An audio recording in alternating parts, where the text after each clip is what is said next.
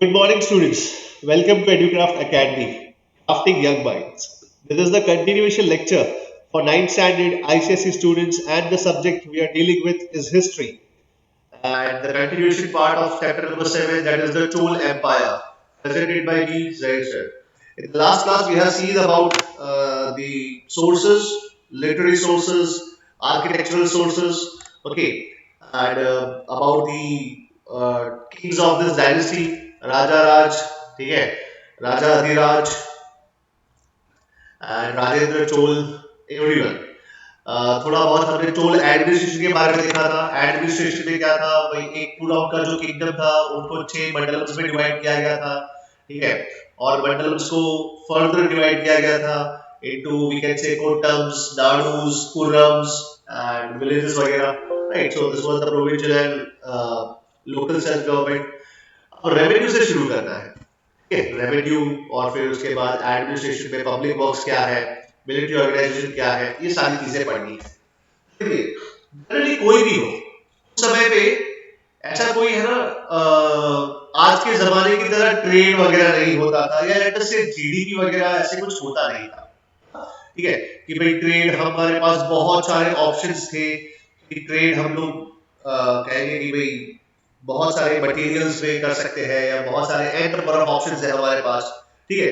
वहां पर ले देकर हमारे पास एक ही मेन सोर्स हुआ करता था, मतलब किंग्स के पास एक ही सोर्स हुआ करता था, और वो था जो भी एग्रीकल्चरल प्रोड्यूस, ठीक है, जो भी एग्रीकल्चरल प्रोड्यूस होता उसका कुछ पार्ट लेना है, राइट, पहला पार्ट पोर्शन ये, और यही एग्रीकल्चरल लैंड होती है, ठीक है।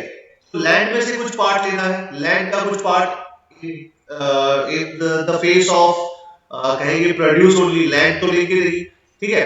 तो यही टैक्सेशन सिस्टम था, ठीक है। उस समय पे सिक्के तो थे, कॉइन्स थे, सब कुछ था, लेकिन जो मेन कहेंगे घूम फिर कर जो बात आती थी, वो बात आती थी एग्रीकल्चर पे, ठीक है, राइट। तो एग्रीकल्चरल प्रोड्यूस जो था वही मेन इंपॉर्टेंट चीज था, राइट, चाहे वो पैसे के माध्यम से आए, चाहे वो दूसरे माध्यम से आए, राइट, ठीक है। और फिर आप देखते हो जैसे शॉप्स हुआ करती थी, राइट। अब शॉप्स में कहेंगे कि फॉरेस्ट प्रोडक्ट्स जैसे हनी हो गया, ठीक है, या फिर कुछ औषधियां हो गई वगैरह वगैरह, आप मतलब पुराने जमाने की बात कर रहा हूं, तो उस हिसाब से चलता था, राइट। तो अब देखते हैं लैंड रेवेन्यू क्या है, या रेवेन्यू क्या है। रेवेन्यू में पैसा कहां से आता था राजा के पास।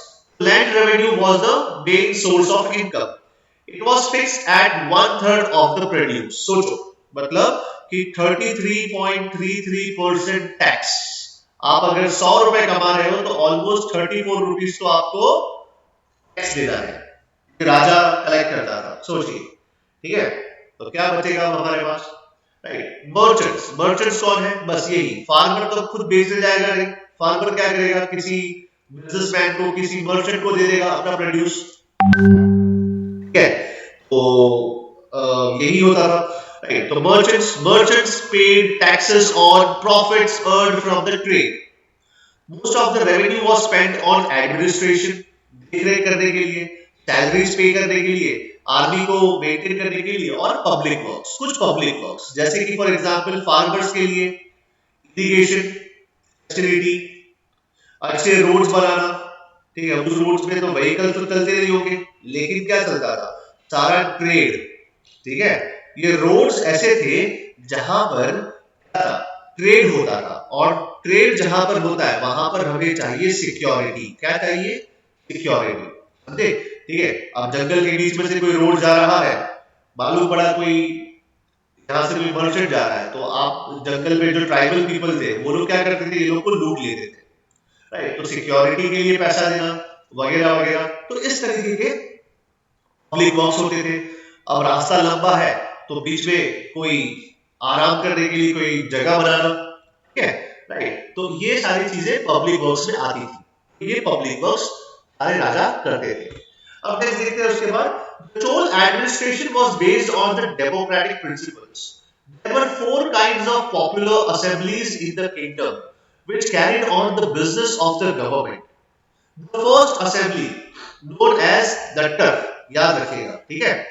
Nattar, decided all the cases in the district. The second assembly was known as Nagartar, looked after the trade and commerce and took steps for the promotion of the trade.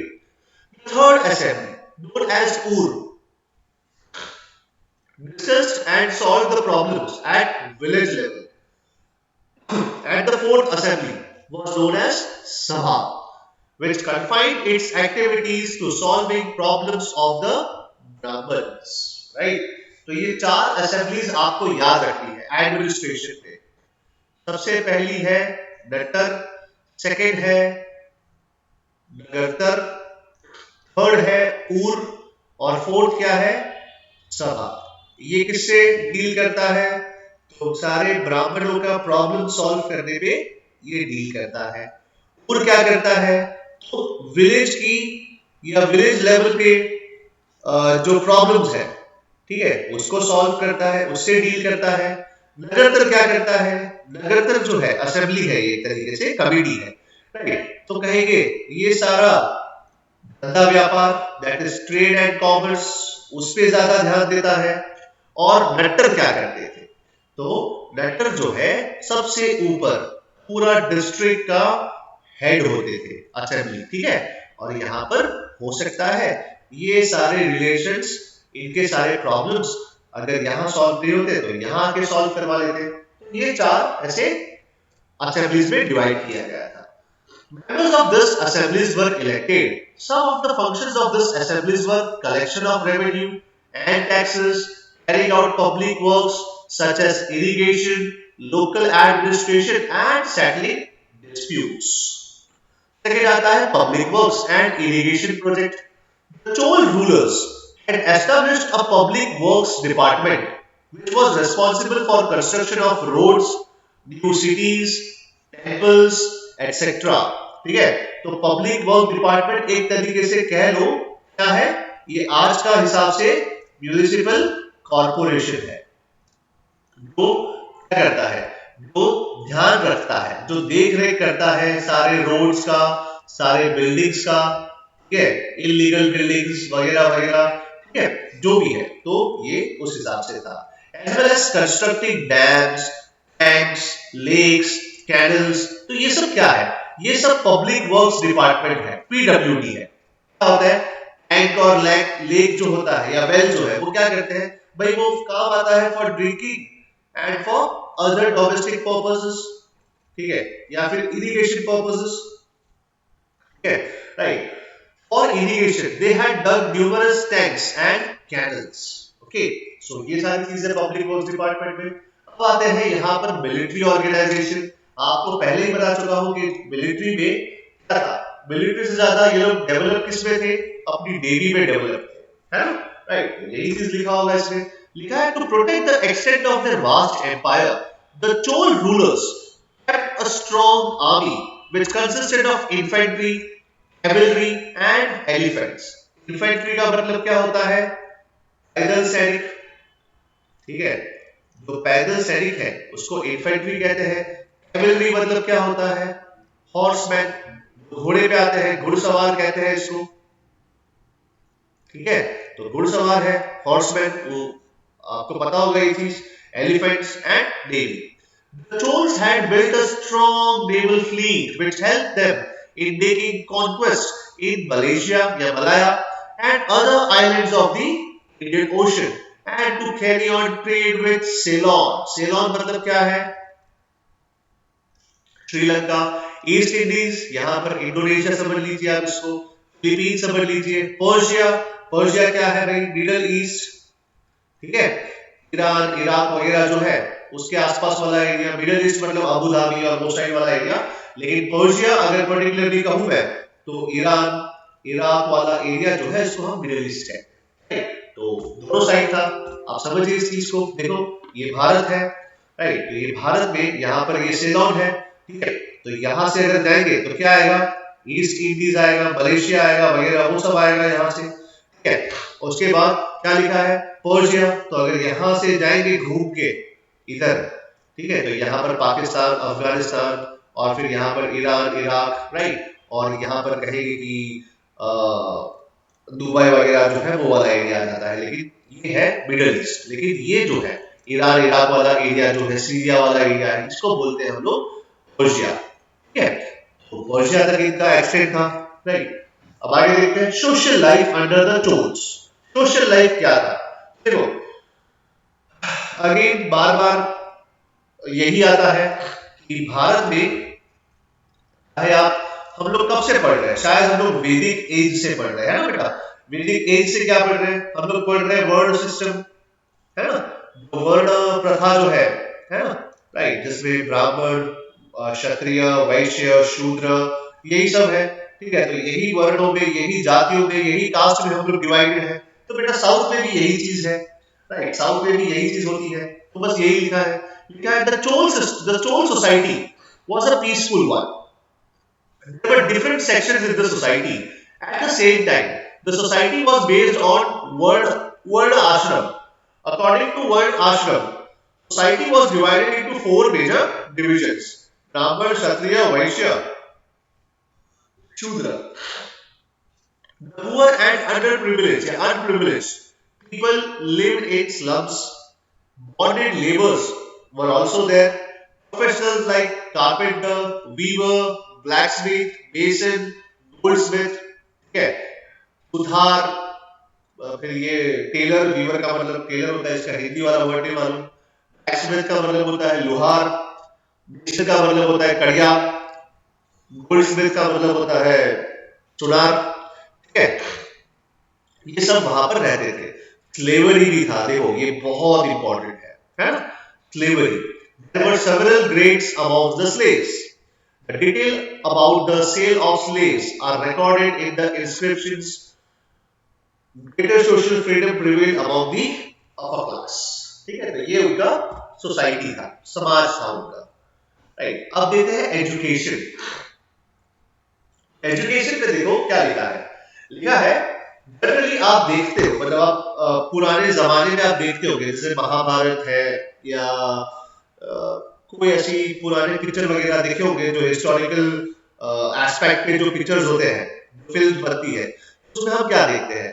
एक ब्राह्मण होते हैं, प्रीस्ट होते हैं, वो क्या करते हैं, अपना आश्रम सेटअप करते हैं। तो वो आश्रम में सारे बच्चे जो है पढ़ने आते हैं, है ना, राइट। एक ये चीज होता है। सेकेंड चीज क्या होता है कि कोई टेम्पल है, तो टेम्पल के आसपास बैठकर एक निर्धारित जगह पर बैठकर क्लास लगती है, राइट। ठीक है, तो यही चीज होता है यहाँ पर भी लिखा है। The temple was not only a place of worship but also of education. The priest of the temple were the local teachers and there were no separate schools, है ना। जैसे मैंने आपको कहा ना कि क्या होता है, पुराने जमाने में यही होता था, आश्रम सेटअप किए जाते थे, राइट, और ये आश्रम में जाकर वो प्रीस्ट वहां पर रहते होते, तो सारे बच्चे वहां पर जाकर पढ़ते, या तो फिर एक पर्टिकुलर टेम्पल होता और टेम्पल के आसपास की जो जगह होती वहां पर आश्रम बना दिया जाता और वहां पर बच्चे आके पढ़ते, यही चीज था।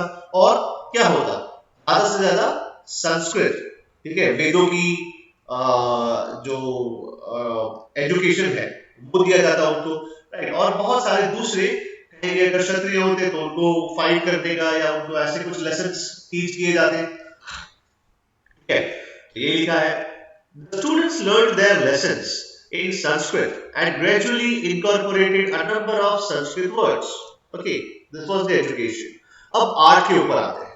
तो आर्ट में साउथ इंडिया में या कहेंगे चोल्स में, खास करके चोल्स में सबसे ज्यादा जो फेमस है वो टेम्पल्स ही है।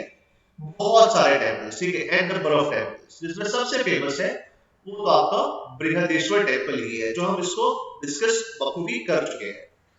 क्या है? The Chola rulers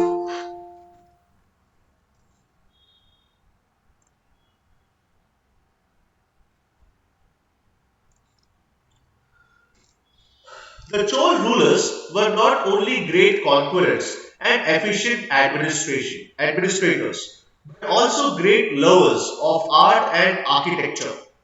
They built many beautiful temples, canals, roads, cities, palaces throughout their kingdom. The Chols were great builders of temples. developed a unique form of temple architecture. The technique of building temples is known as Dravidian style. It is quite different from the northern style. ये कल ही हमने discuss किया था, right? क्या होता है? Okay. The chief feature of this style was the construction of pyramid-like structure over the deity room. और ये deity का मतलब क्या होता है? जहां पर भगवान है ना, जहां पर भगवान की जो आइडल है, जो है, उनको प्रस्थापित किया जाता है, मतलब जहां पर उनको बिठाया जाता है, right? I am not getting the word, right word, लेकिन जहां पर भगवान की जो मूर्तियां है वहां पर उनको रखा जाता है, उसको हम डाइटी रूम कहते हैं या डीटी रूम कहते हैं। और इसी को मंदिर में अगर होता है तो इसको कहते हैं गर्भगृह। ये मैंने आपको शायद सिखाया था ये चीज, गर्भगृह, ठीक है? तो यही होता है।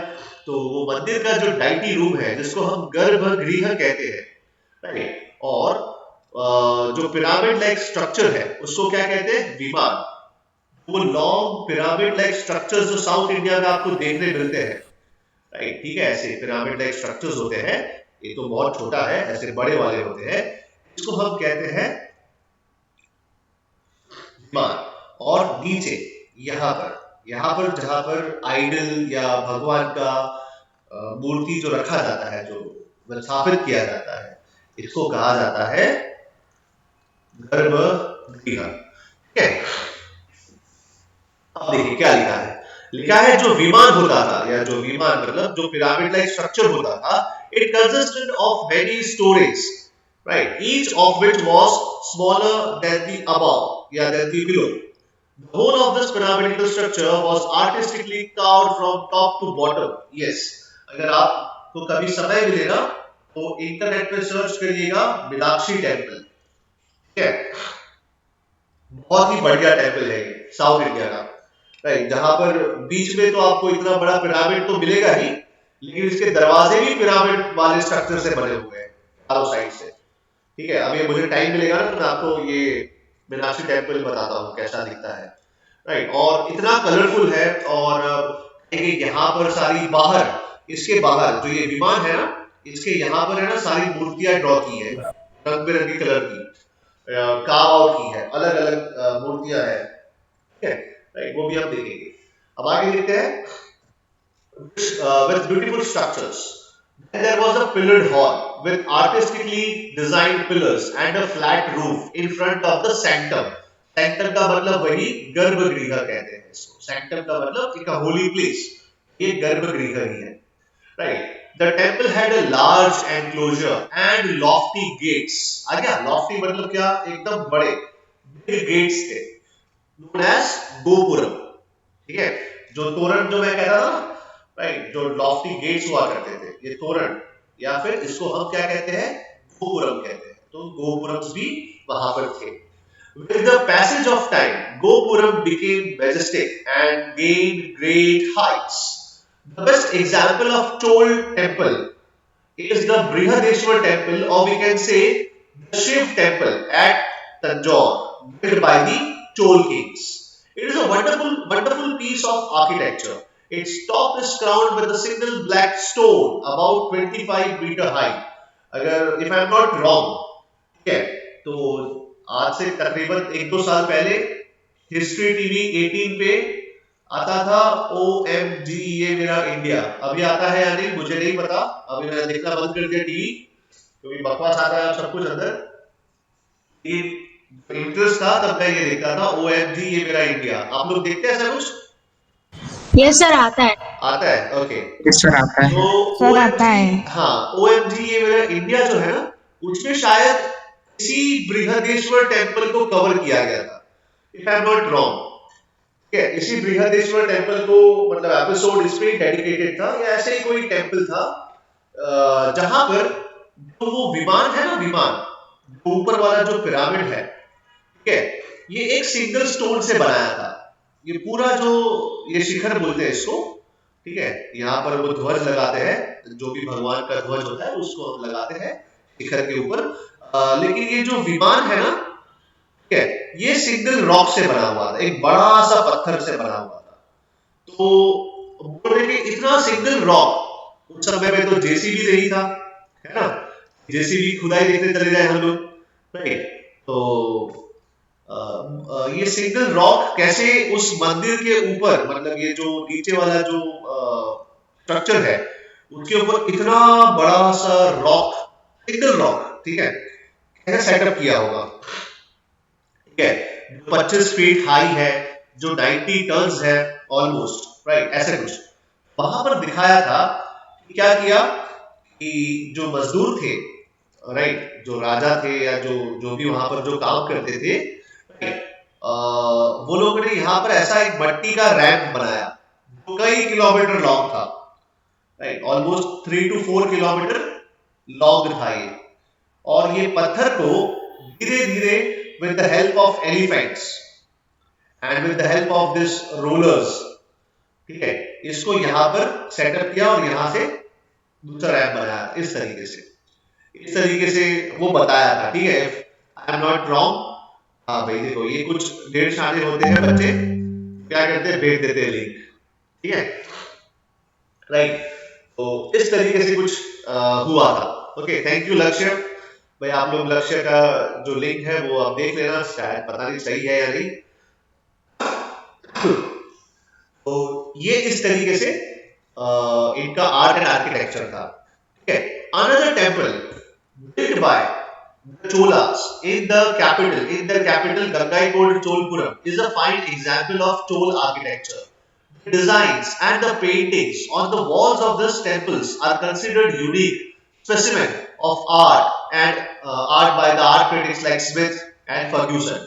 The art of making stone and metal images also had made rapid progress under the Chol rulers. सोचो कि यहाँ पर इतनी सारी कार्विंग्स है, मतलब एन नंबर ऑफ मूर्तियां है, आप समझिए कि जो पिलर्स है उसके अंदर भी है ना, ऐसे मैं आपको बता नहीं सकता, अभी लेक्चर खत्म होगा ना फिर हम डिस्कस करेंगे इस बारे में कि वो सिंगल रॉक में ही ये लोग इतनी सारी मूर्तियां कार्व आउट करते थे, ठीक है, ऐसे बनाते थे इसके अंदर, और सिंगल रॉक से ही, ठीक है। तो ये अपने आप में एक बड़ी कला है, ओके, जो चोल रूलर्स या जो साउथ इंडिया में डेवलप हुई थी। अब आगे देखते हैं, the temples of Cholas in South India were not the places of worship alone. Soon they become the centers of cultural, spiritual, social and economic life of the community. ये बहुत important है, देखो जैसे कि फॉर एग्जांपल अपने यहाँ पर तो नहीं होता, गुजरात में तो नहीं होता, लेकिन साउथ इंडिया में जरूर होता है। जो भी टेम्पल्स होते हैं ना, ठीक है, तो टेम्पल्स में आए दिन कुछ ना कुछ बड़ी पूजा होती है, बड़ा सा अमावस्या, समथिंग लाइक दैट। जैसे मेरे घर के पास एक टेम्पल है, बहुत बड़ा टेम्पल है, अब मुझे नहीं पता, लेकिन है ना, जब अमास होती है ऐसा कुछ होता है, तो वहां पर बहुत भीड़ लग जाती है, मतलब वो जो बीआरटीएस होता है ना, जो बीआरटीएस का जो कॉरिडोर है, लोग वहां पे पार्किंग करके जाते हैं उस टेम्पल में, ठीक है। वो आता है कुछ 3-4 महीने में एक बार आता है ऐसा।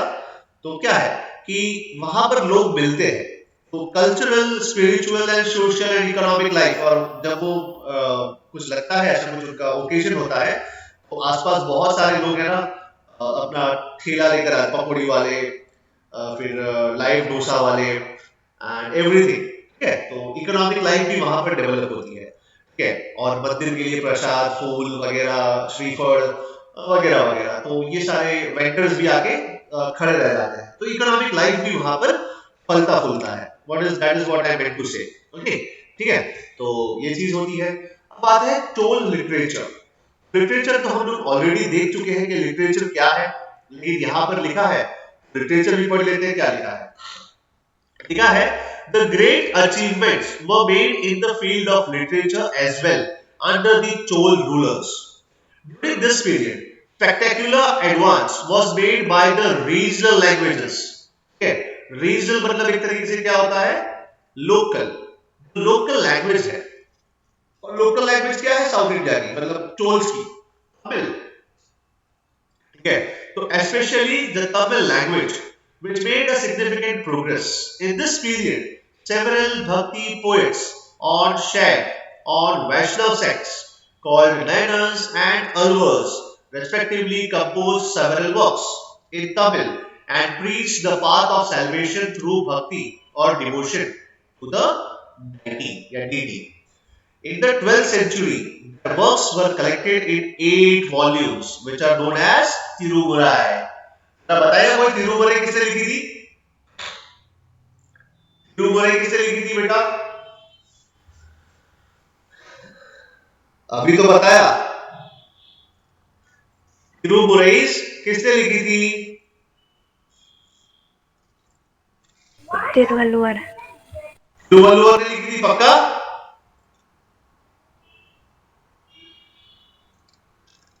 पक्का तिरुवल्लुवर ने लिखी थी तिरुमुरै? बोलो क्या होगा तुम लोगों का?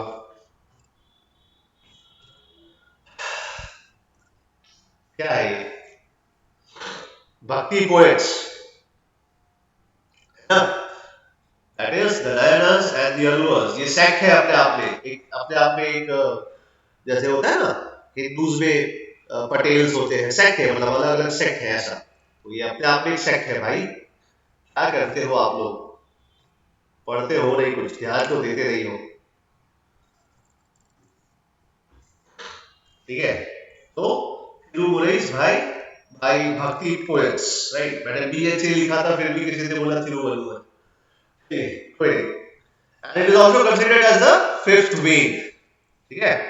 Among the religious literature, the name of Kamban stands supreme. Kamban wrote the Tamil Ramayana, which is considered the pride of Tamil literature. पुगलंडी, ये एक राइटर है पुगलंडी, wrote Nal Member, ठीक है, based on the love story of King Nal and his consort, मतलब अपनी जो दरबार में आते हैं वो दमयंती, ठीक है? Simplicity and sweetness are the two characteristics of this epic. Kalingatapurani was a work written by Jayam Kodkar.